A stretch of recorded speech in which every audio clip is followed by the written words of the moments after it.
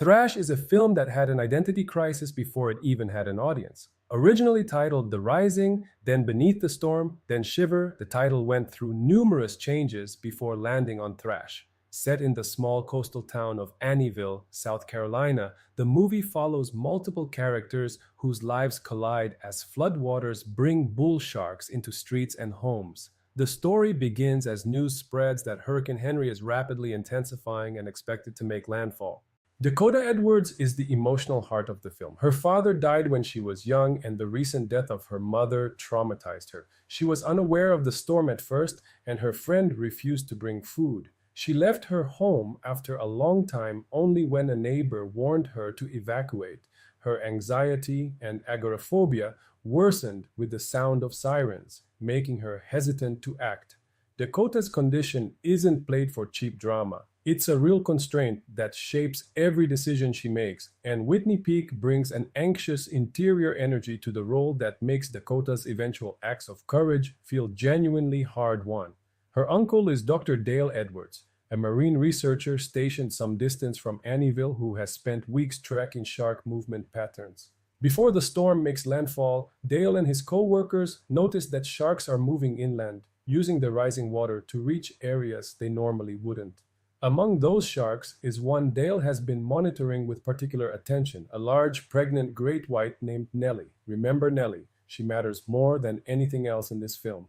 Where Cola does not ease you into the disaster. A supporting character announces early that this is a Category 5 hurricane that will look like a 6. The hurricane hits and the storm surge destroys the town's seawall, causing massive damage, including breaking open a tanker truck carrying animal blood, which draws sharks to the flooded downtown area. Lisa is caught in this moment. Her car is hit by a strong wave and pushed into a fallen tree. The tree punctures the vehicle, trapping her inside, stuck as the water continues to rise around her. Dakota watches from her upstairs window. She sees two men attempt to rescue Lisa from the car. Before they can help her, sharks attack them in the water. The rescue fails and Lisa is left alone again. And here is where Dakota's arc truly begins. Despite everything her agoraphobia tells her, despite every impulse towards safety and self-preservation, she decides to act. Dakota ultimately saves Lisa by going over the debris and using a knife to free her from the car. Dakota brings Lisa back to her house. The two strangers, the recluse and the stranded pregnant woman, are now stuck together as the water keeps rising. While Lisa and Dakota are navigating flooded streets and circling fins, the Olsen siblings have their own nightmare unfolding at close quarters. After their house floods, Billy and Rachel try to reach their snorkel-equipped pickup truck outside but are attacked by bull sharks in the floodwaters. Rachel is killed. Billy manages to swim back to the safety of the house where he tries to convince Ron to go back to the truck, but they have an argument after the siblings discover that Billy had been keeping their government money. Billy's return, mutilated, desperate, and still somehow more interested in controlling these children than in their survival, is the film's most effective human horror beat. He is missing a hand and one of his butt cheeks from a previous shark attack. He is also characteristically unrepentant. The siblings, left to improvise without adult guidance worth having, come up with a plan that is equal parts ingenious and absurd. They decide to go into the basement to get stakes, believing they can use them to distract the sharks. They remember that vibrations in the water can attract sharks, so they jump into the water and start thrashing around.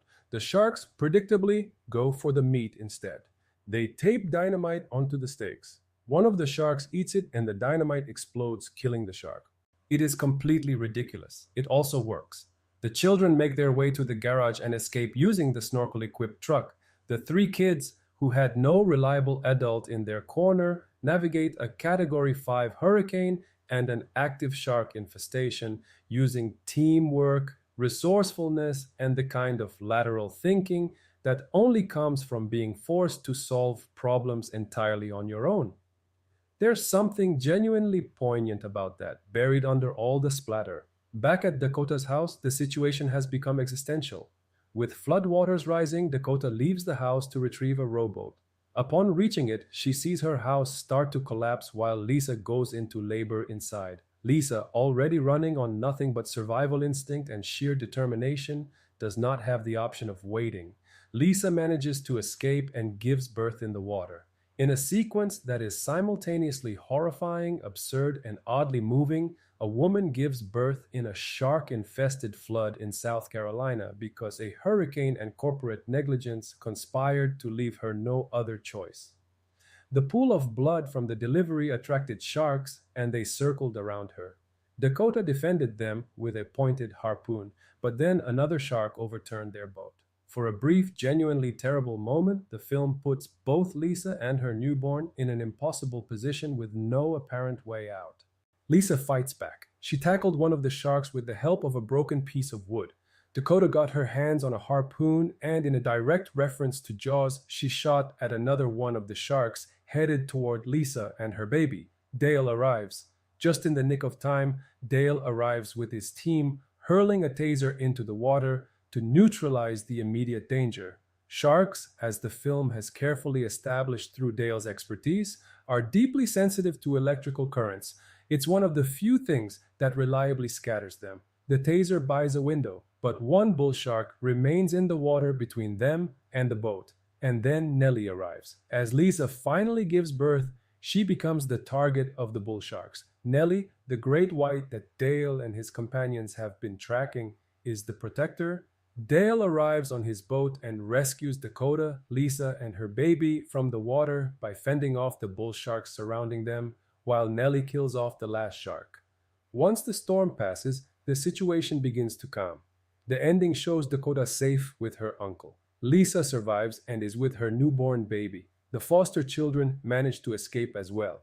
Lisa calls her mother to say that she and her son are fine. It's a quiet, earned moment of relief after 86 minutes of sustained punishment. And then the film delivers its final gut punch. As they sail away from the destroyed Annieville, Dale's assistant Greg discovers that another hurricane is heading towards the East Coast. What Greg sees is not only the aftermath of Hurricane Henry, but the arrival of a new Category 5 hurricane headed for the Atlantic coast once again. These people survived one catastrophe only to see another forming on the radar. Annieville is destroyed, the infrastructure that was supposed to protect it failed, the seawall is gone, and nature, indifferent, accelerating, and utterly unconcerned with human drama, is already preparing the next wave.